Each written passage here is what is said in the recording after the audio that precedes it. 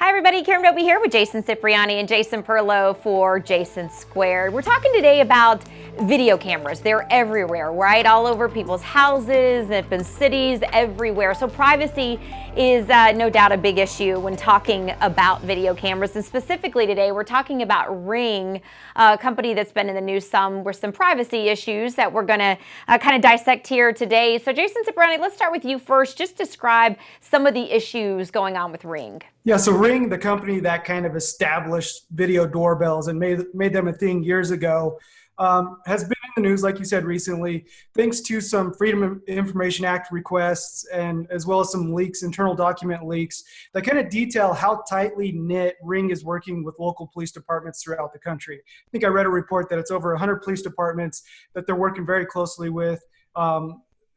Where what they basically do is they coach the police departments on how to request videos. Let's say someone broke into a house down the street, and Ring provides the police department with a list of everyone in that area that has Ring products installed, and they're able to reach out through the Ring app and then the Neighbors app, which is a separate app that anyone, a Ring customer or not, can sign up for and request that video footage.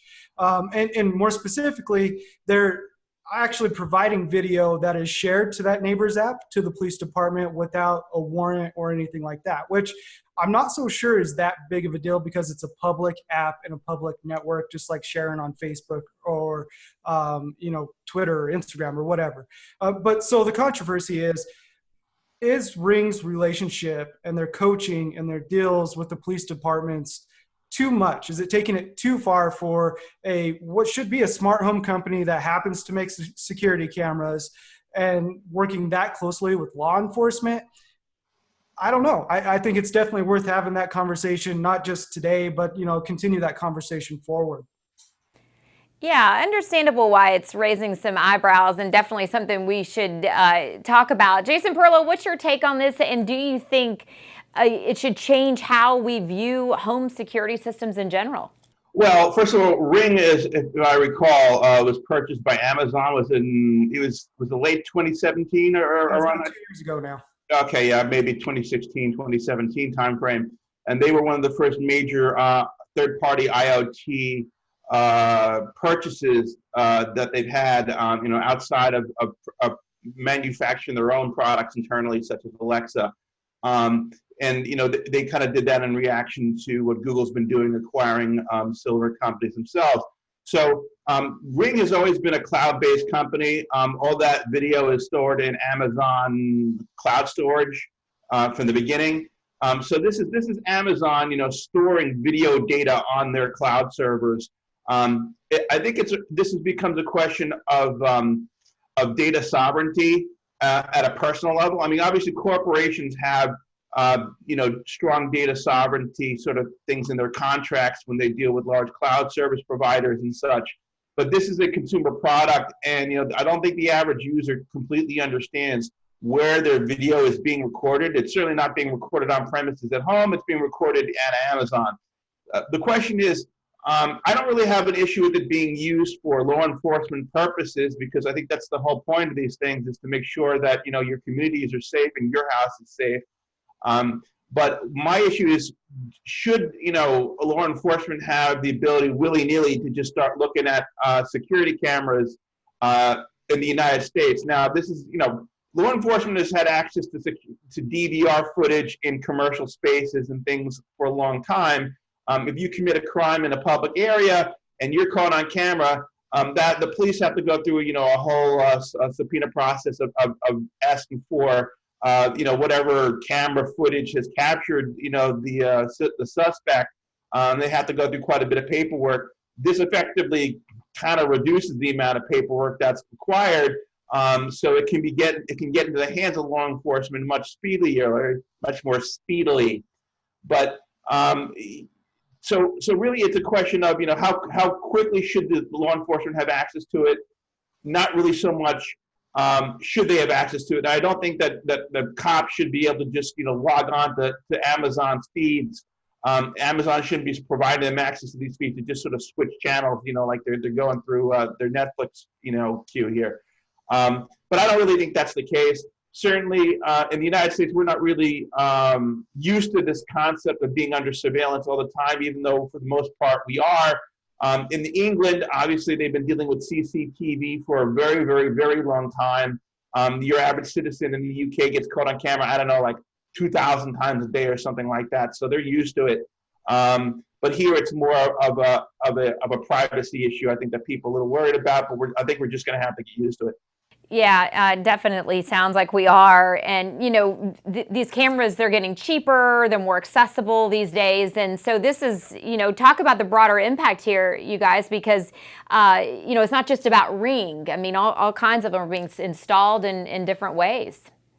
Yeah, absolutely. And this isn't just a Ring problem. And I think part of the reason this is blown up is Ring kept these agreements confidential with the police departments. I mean, if a police department is to talk about a Ring product, they, according to some of the agreements that have leaked, they have to run that statement through Ring PR before they can publish it.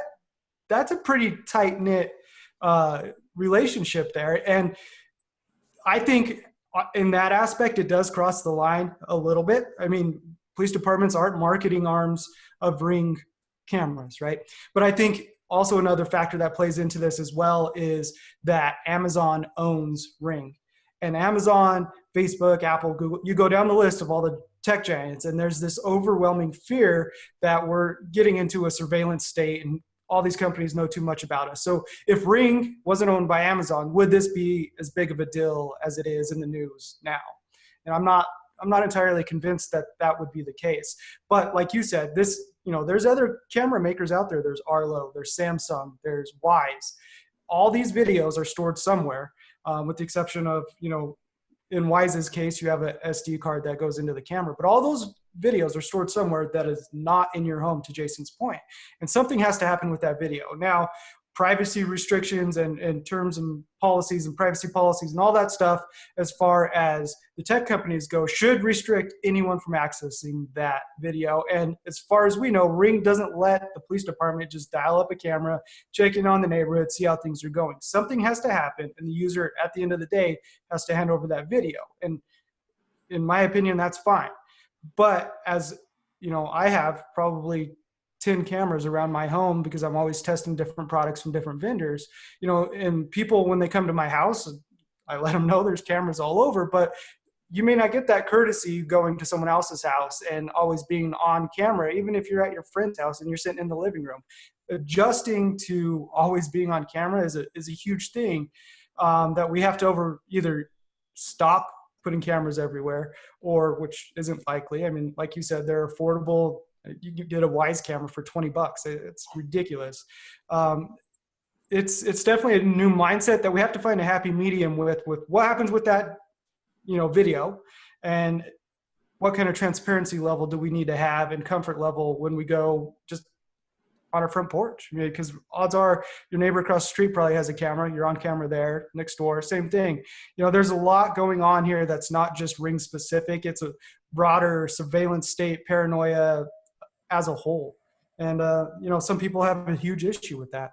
Yeah, no doubt. And they're everywhere. I think every other neighbor that I have around me has one. So, well, you just touched on this, and Jason Perlow, we'll go to you to expand on the, paranoia a little bit. There's the state here of surveillance concerns. What do you think? Well, clearly we know that surveillance states do exist in other parts of the world. But I'm more concerned with not so much just capturing the video footage and storing it in the cloud and having law enforcement having access to it. It is when we start applying machine learning and artificial intelligence algorithms to this captured video. In China, if you just walk up to the airport, there are cameras that immediately recognize you and say, "Hey, Jason, welcome to the airport. Would you like to check in for your flight?" Now that is creepy as hell. China has 1.3 billion citizens, and that country is building up, digital signatures of people's faces all the time. And, people are being captured on video all the time, and their faces identified all the time in China. So that's a country where I think, we don't want to, I don't think we necessarily want to go in that direction for the sake of our security. But we have to remember that, all these types of devices that we have connected to the internet, all these IoT devices, whether it's a camera or something like an Alexa or a Google Home, those are capturing data all the time, whether it's video or audio. And that data can be processed by machine systems, but they can also be processed by human beings directly. As I understand, Apple as well as Amazon has staff which will review various different types of audio recordings, from Alexa and from Siri, and they will hear crimes being committed. They will hear your most intimate situations occurring in your household. I think the question is, what happens, when they review something, that they hear something that sounds like it might be a crime? Is it their duty at that point then to report that to police? I don't know. I think there's a very fine line there. Yeah, definitely. And it is, it's really concerning. All right, Jason Cipriani, your final thoughts on this? So Apple actually paused that program you just mentioned, Jason, and they no longer manually review some Siri requests and have humans listen to them. Alexa or Amazon now allows you to opt out of the Alexa stuff. Google did the same thing. I believe they've paused that program now as well while they try to figure out a better way to approach it. But Ring itself has gotten in trouble for this exact thing. About a year ago, I think it was, documents leaked from Ring, which, does someone have it out for Ring, by the way, of all these leaks and documents and controversial stuff coming out of the company? But I believe they have subcontractors in Ukraine who work on identifying objects and stuff in the videos. And they were having humans take clips and dictating whether or not the object was correctly identified, or manually going through and clicking on, a car that drove by and labeling it a car, and a leaf that flew by that triggered the motion and labeling it a leaf.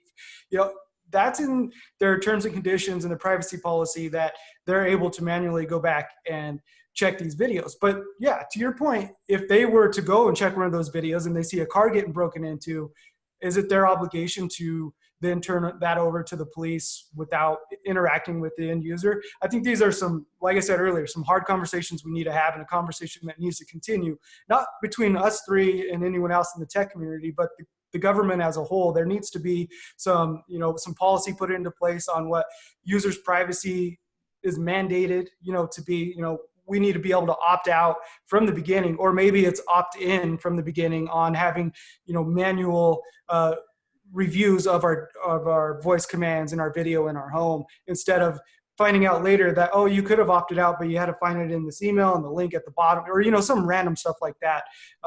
But this is a conversation that we definitely need to continue going forward. Like I said, not just us, but, as a country, and get the government involved as well. Yeah, absolutely. There's so many things to consider here. That's a great point to end on there. Much conversation still to come. This is not an issue that's going away anytime soon, for sure.